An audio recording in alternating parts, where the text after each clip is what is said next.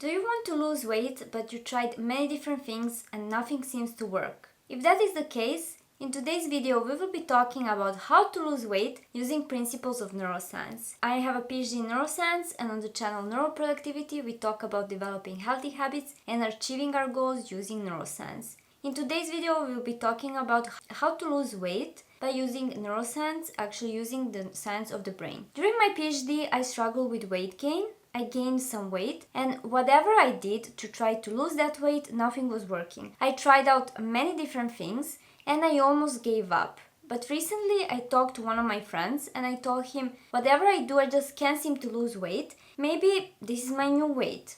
And he told me, if you keep struggling to lose weight, you're probably doing something wrong. You're probably not eating well. And this was like a wake-up call for me, and I decided to look at my diet and look at the food that I'm eating, and I realized that I was not eating that well. What was my mistake? I would always say when I wanted to lose weight, I would say I will eat less sweets, I will eat less carbs, I will eat less pasta, I would eat less snacks or less junk food. What happened in this case is that I would easily sleep. What do I mean by this? For example, I would wake up and one day and be like, okay, I can eat a little bit of sweets. If I eat sweets one day, nothing bad will happen. But then the next day would come and I would say again, okay, I could eat one more time. Nothing will happen. But that would be going on and on and on. And I would then end up eating sweets almost every day, although I said I would eat less sweets. So what I decided to do then is to use the concept from neuroscience called decision fatigue. What is decision fatigue? Decision fatigue basically means that it's not good to have too many choices. That's not good for the brain. Why is this the case? What we will think actually more choices we have, the better it is. But when you have too many choices,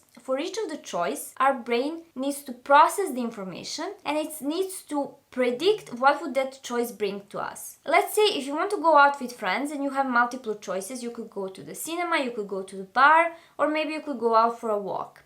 For each of these options, the brain will think about what's going to happen if you go to the cinema, if you go to the bar, if you go outside for a walk, and it needs to predict how would you feel and what would benefit you the most. But when you have too many choices, it is more difficult for brain to process all this information, and the brain might end up making a wrong choice. What do I mean this when I talk about food and how to use decision fatigue in losing weight? When you go to the supermarket, we have many different choices. You can eat meat if you eat meat, vegetables, fruits, dairy, but you also have a bunch of sweets, cakes, chocolate. You also have a bunch of junk food. You also have a bunch of fast foods such as burgers or other fatty food, snacks, chips, crackers, and so on. And when you go in the supermarket, when you have all these choices, it's very difficult to make the right decision, and our brain would tend to choose food that will bring us quick dopamine, such as snacks and sweets. I'm not going to go now into details what happens in our brain when we eat sweets or when we eat snacks, but just let me tell you that when you have too many choices in the supermarket, it's easy for the brain to fall for the easier option, which is to choose to eat something sweet or some snacks. How to avoid this? Well, I decided to completely say to myself that sweets and snacks and fast food is not an option for me. I know when I go to the supermarket now, I cannot buy chocolate, I cannot buy sweets, I cannot buy snacks, I cannot buy fast food. So I have less option, and those options are the healthy ones, so my brain can easily make the right choice, or at least the better choice compared to sweets, candies, fast food, or some junk food.